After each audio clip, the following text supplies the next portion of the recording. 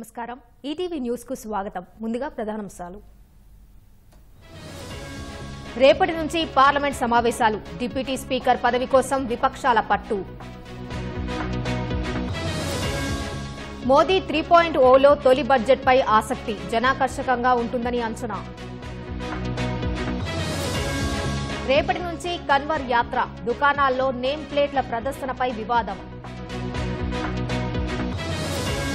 కేరళలో Nipah virus తో బాలుడి మృతి అప్రమత్తమైన కేంద్రం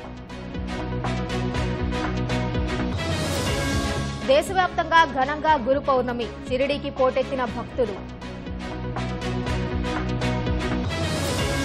బంగ్లాదేశ్లో తగ్గిన రిజర్వేషన్లు ఆ దేశ సుప్రీంకోర్టు కీలక తీర్పు ఇంటిలో వందల కిలోల చెత్త అక్కడే తల్లి కూతురు జీవనం